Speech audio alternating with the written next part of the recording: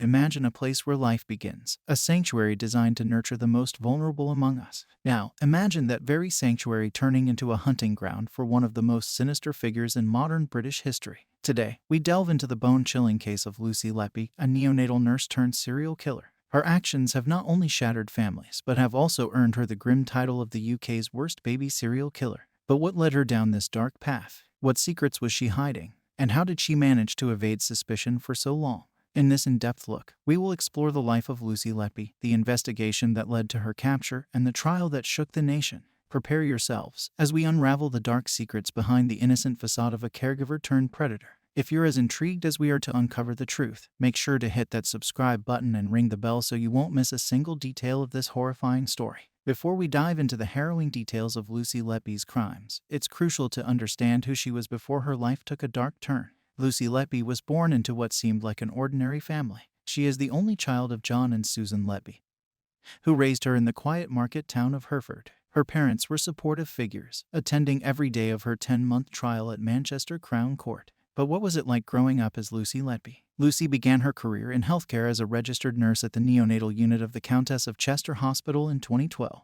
In a staff profile from 2013, she described her role as caring for a wide range of babies requiring various levels of support. She also mentioned enjoying seeing them progress and supporting their families. On the surface, she seemed like a dedicated and compassionate nurse, but as we'll soon discover, this facade hid a much darker reality. From the quiet cul-de-sac where she grew up to the neonatal unit where she worked, Lucy Letby's life seemed ordinary, almost unremarkable. But beneath this veneer of normalcy lay a twisted psyche capable of unimaginable horrors. What could have possibly led this seemingly average woman to become the UK's worst baby serial killer? Was it something in her upbringing, her environment, or was it a darkness that resided within her all along? As we peel back the layers of Lucy Letby's life, each revelation will bring us closer to understanding the mind of a killer. So, if you're ready to go down this unsettling rabbit hole with us, make sure you're subscribed and have notifications turned on.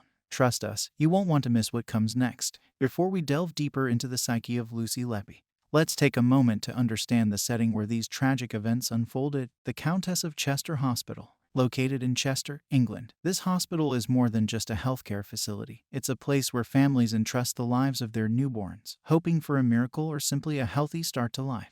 The neonatal unit at this hospital is a critical part of its infrastructure. With a total of 13 cots, the unit provides specialist and high-dependency care for newly born and premature babies born at 32 weeks and above. On paper, it's a sanctuary for the most vulnerable, a place where expert care meets cutting-edge technology. But here's where it gets unsettling. A major study revealed that the maternity unit at the Countess of Chester Hospital had one of the highest stillbirth and neonatal death rates in the country. The death rate among babies born at the hospital was at least 10% higher than what would be expected at similar types of maternity units elsewhere. This alarming statistic was a grim foreshadowing of the horrors that were to come. In early 2016, a watchdog report described the neonatal unit as cramped but welcoming, a description that takes on a chilling tone when you consider that Lucy Letby was several months into her murder spree at that time.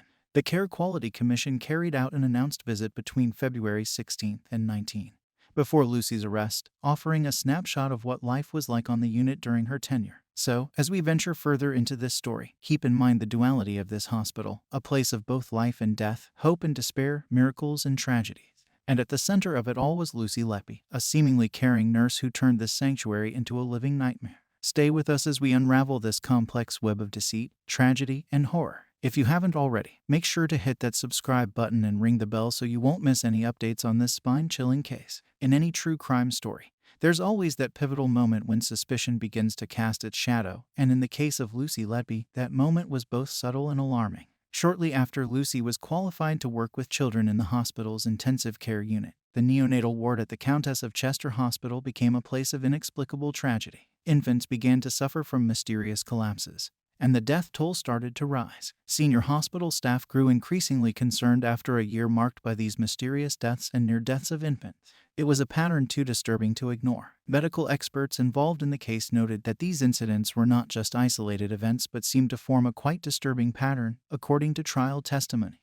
What made Lucy the focus of much suspicion was not just the timing of these incidents but also her consistent presence during each one. She was always there, always on duty when these tragedies occurred. A consultant had even started to link Letby to these unexplained deaths and took immediate action during one of her attempts to harm a newborn. interrupting what could have been yet another tragedy. Imagine being a parent and learning that the very person responsible for caring for your child could be the one endangering their life. The weight of that realization is unimaginable. And it was this growing cloud of suspicion that eventually led to Lucy Letby's removal from the neonatal ward in 2016. As we delve deeper into this story, we'll uncover how this initial suspicion turned into a full-blown investigation, leading to one of the most shocking trials in recent history. But for now, let's sit with the unsettling thought that sometimes the most dangerous threats are the ones hiding in plain sight, right where we least expect them. As we delve deeper into this haunting narrative, it's crucial to remember the innocent lives that were lost or forever altered. Lucy Letby was found guilty of murdering 7 babies and attempting to kill another 6. These were not just statistics, they were sons, daughters, siblings, and grandchildren. Their names have been kept private to protect the families, but their stories are a crucial part of understanding the gravity of Lucy Letby's crimes. The ages of these infants varied, but they were all newly born or premature babies, some as young as just a few days old. They were in the neonatal unit because they needed specialized care, often due to being born prematurely or having other health conditions. These were babies at their most vulnerable, in desperate need of nurturing and medical attention. Instead, they found themselves under the care of Lucy Letby, whose actions led to a series of inexplicable collapses and ultimately, death for some. The conditions of these infants were already fragile, and what they experienced under Letby's care was nothing short of horrifying. Medical reports indicated that these babies suffered from heart and lung failures, conditions that were not naturally occurring but were induced. It's a grim and heartbreaking chapter in this story, one that underscores the depth of Lucy Letby's malevolence. As we continue to explore this case, let's not forget these innocent lives and the families that have been irrevocably shattered. As the cloud of suspicion around Lucy Letby began to thicken, the need for a thorough investigation became increasingly urgent. The hospital had already been under scrutiny due to its unusually high rates of infant mortality. And now, with Lucy Letby at the center of attention, the stakes were higher than ever. The investigation was spearheaded by Detective Chief Inspector Nicola Evans, who took on the monumental task of piecing together the puzzle. The probe involved multiple agencies, including the police, healthcare organizations, and independent experts, all working in tandem to get to the bottom of this horrifying mystery. Methods used in the investigation were exhaustive. Medical records were scrutinized, and countless interviews were conducted with staff, parents, and anyone else who could provide insight into Lucy Letby's actions and the neonatal unit's operation. One of the most chilling pieces of evidence came from a mother who testified that she heard horrendous screams and saw blood around her baby's mouth when she walked in on Lucy Letby alone with her son. Forensic experts played a crucial role in the investigation, examining the medical equipment and supplies that Lucy had access to. They discovered that she used various methods to inflict harm on the infants, including injecting air intravenously, leading to heart and lung failures. But perhaps the most damning evidence came from within the hospital itself. Dr. Breary, a consultant at the hospital, had demanded that Lucy be taken off duty as early as June 2016, citing a disturbing pattern of incidents that seemed to occur during her shifts. This internal alarm raised within the hospital was a critical turning point in the investigation, leading to Lucy Letby's eventual arrest and trial. As we continue to unravel this intricate web of deceit and tragedy, it becomes clear that the investigation into Lucy Letby was not just a search for evidence, but a race against time to prevent further loss of innocent lives. As the investigation reached its peak, the moment of reckoning arrived. Lucy Letby was arrested at her home, a moment captured and later released by Cheshire Police. The footage shows her being taken away in a police car, a stark contrast to the caring nurse persona she had portrayed. She was initially arrested in July 2018. Then rearrested in November 2020 and has been in custody ever since. Lucy faced a litany of charges that would make her the most prolific child serial killer in modern British history. She was charged with the murder of 7 babies and the attempted murder of another 6. The gravity of these charges was immense, and the nation watched in disbelief as the details unfolded. During the trial, Lucy Letby maintained a demeanor that puzzled many. Despite the overwhelming evidence against her, she continued to deny the charges. Her denials, however, could not stand against the mounting evidence, testimonies, and expert analyses that were presented in court. On Monday, following her trial, she was sentenced to a whole life order, meaning she will die in prison. She became only the 4th female criminal in British history to receive such a sentence. It was a conclusion that left the nation both relieved and horrified, as they grappled with the reality of what Lucy Letby had done. As we continue to explore this case, we'll delve into the trial, the evidence, and the impact this has had on the healthcare system and society at large. But for now, let's pause to consider the gravity of Lucy Letby's actions. Actions that have forever scarred families and shattered an entire community's trust. The trial of Lucy Letby was a high-stakes courtroom drama that captivated the nation. It was a complex case that required meticulous presentation of evidence, expert testimonies, and heart-wrenching accounts from the families affected. The proceedings were led by the Crown Prosecution Service, and the evidence presented was both compelling and damning. Among the key moments in the trial was the presentation of medical records that showed a pattern of incidents correlating with Lucy Letby's work shift. These records were scrutinized to establish a timeline that placed Lucy at the scene during the critical moments when the infant suffered inexplicable health crises. Forensic experts also played a pivotal role, presenting evidence that Lucy had tampered with medical equipment and supplies. They revealed that she had injected air into the veins of the infants, causing heart and lung failures. This method was both cruel and calculated, designed to leave minimal traces while causing maximum harm. Another significant moment came when a mother testified about the horrendous screams she heard and the blood she saw around her baby's mouth when she walked in on Lucy Letby alone with her son. This testimony added a visceral, human element to the clinical data and expert analyses. Lucy Letby's reactions during the trial were a study in contradiction. Despite the overwhelming evidence against her, she maintained her innocence, even breaking down in tears when a doctor presented evidence against her. Her emotional display, however, did little to sway the jury or public opinion. As the trial unfolded, it became increasingly clear that Lucy Letby was not the caring nurse she had portrayed herself to be, but a cold-blooded killer. The evidence was irrefutable, and it led to her conviction, forever branding her as the UK's worst baby serial killer. In a case already fraught with chilling details, the text messages sent by Lucy Letby added another layer of horror. These messages were not only incriminating but also provided a glimpse into the mind of a killer. They were a key part of the evidence against her, revealing her state of mind and actions during her time at the Countess of Chester Hospital. Lucy Letby's text messages were sent to colleagues and even doctors reviewing the deaths of some of the babies.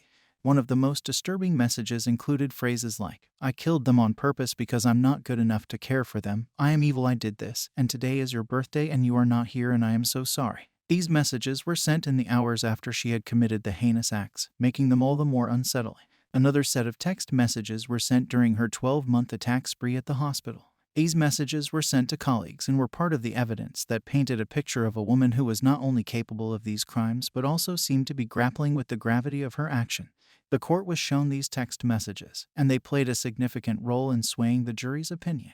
They were a window into Lucy Letby's psyche, revealing a deeply troubled individual who was fully aware of the pain and suffering she was causing. As we continue to dissect this complex and disturbing case, these text messages serve as a haunting reminder of the duality of human nature and how someone can hide behind a facade while committing unimaginable atrocities. The question that looms large in everyone's mind is, why? Why did Lucy Letby commit these heinous acts? While the true motive may never be fully understood, there are several theories that have been presented to try and make sense of her actions. One theory that gained traction during the trial was that Lucy Letby was infatuated with a doctor at the hospital and sought to gain his sympathy. According to criminologists, she may have been doing it for the attention of a doctor she fancied. This theory suggests that Lucy Letby's actions were a twisted attempt to garner attention and sympathy from someone she was infatuated with.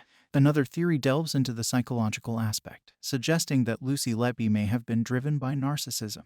The idea here is that she wanted to be the center of attention, even if that meant causing harm to innocent lives. Her text messages, as discussed in the previous section, also hint at a complex psychological state, revealing a deeply troubled individual. Yet another theory posits that Lucy Letby may have been overwhelmed by the responsibilities of her job and acted out of a sense of inadequacy. Some of her text messages, such as "I killed them on purpose because I'm not good enough to care for them," lend some credence to this theory. While these theories offer some insight, none can fully explain the depth of depravity involved in her actions. As we continue to explore this case, the question of motive remains an enigma, a dark puzzle that may never be fully solved. The psychological aspect of Lucy Letby's case was a focal point during the trial, as experts weighed in to try and understand the mind of a woman capable of such heinous acts. Forensic psychologists and psychiatrists were called to the stand to provide their expert opinions, and their testimonies were both enlightening and chilling. A forensic psychologist pointed out strong similarities between Lucy Letby and Beverly Allett, another infamous killer nurse. This comparison was not just about the crimes they committed but also about their psychological profiles.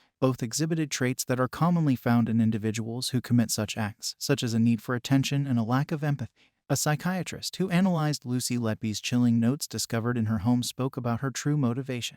While he did not definitively conclude what drove her to commit these crimes, he suggested that her actions were deeply rooted in psychological issues that were yet to be fully understood. Another expert delved into the demographic and psychological traits commonly found in female serial killers. The analysis showed that an FSK is likely to be white, probably Christian, average-looking or attractive, and in her 20 seconds or 30 seconds when the crimes start. Lucy Letby fit this profile, adding another layer of complexity to the case. While these expert testimonies provided valuable insights, they also left many questions unanswered. The psychological landscape of Lucy Letby remains a dark and convoluted maze, one that experts are still trying to navigate. The verdict in Lucy Letby's case was met with a mixture of relief, sorrow, and disbelief. After a grueling trial that lasted for months, Lucy Letby was found guilty of 7 murders and the attempted murder of 6 others at the Countess of Chester Hospital's Neonatal Unit.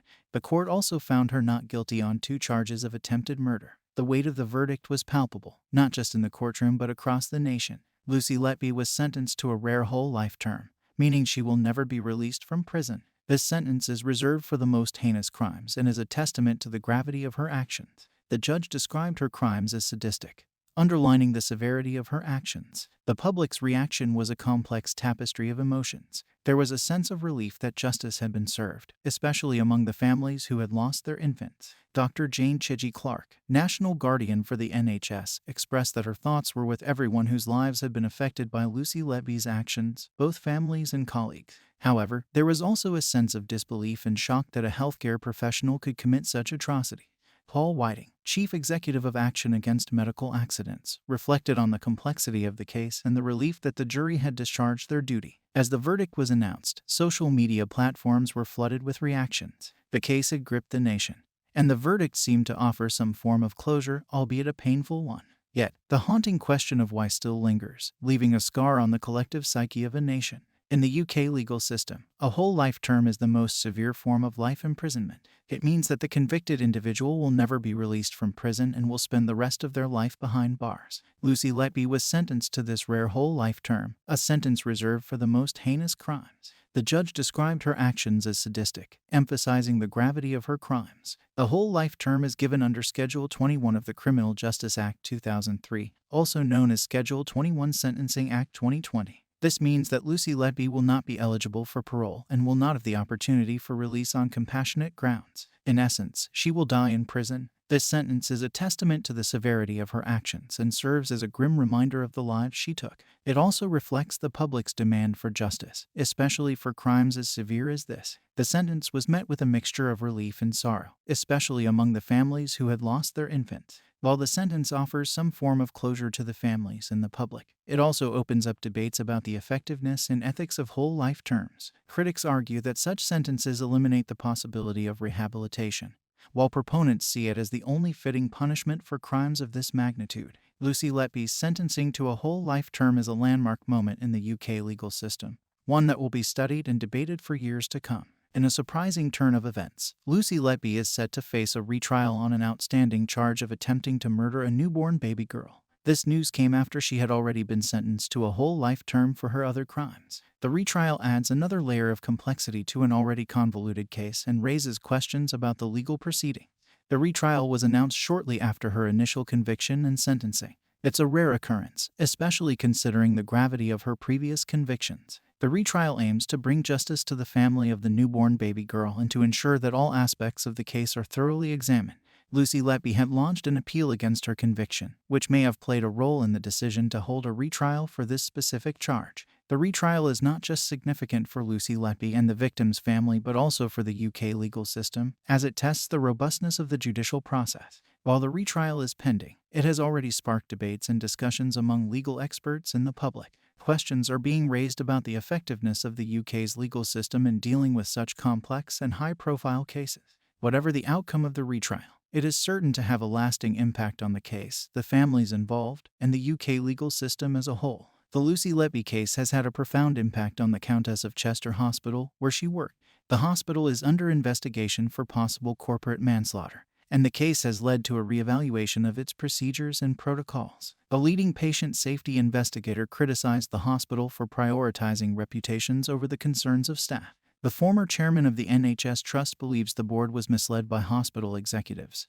adding another layer of complexity to the case. The hospital has since issued a statement acknowledging the impact on patients, the local community, and staff who are committed to providing safe and high-quality care. The media and public have been captivated by the Lucy Letby case. BBC News spent 10 months covering the trial, and a public inquiry is set to examine 30 key questions about how Letby was able to commit her crimes. The media faced the incredibly complex task of reporting on the trial, with restrictions and emotional tolls on journalists. The case has also inspired a podcast titled The Trial of Lucy Letby, which delves into the extensive media coverage, public reactions, and the impact on the families affected. In conclusion, the Lucy Letby case is a chilling reminder of the potential for evil that can exist even in places meant for care and healing. It has had a profound impact on the hospital, led to a public inquiry, and captivated media and public attention. The case serves as a lesson for health systems worldwide and raises questions about the effectiveness of current protocols in preventing such tragedy.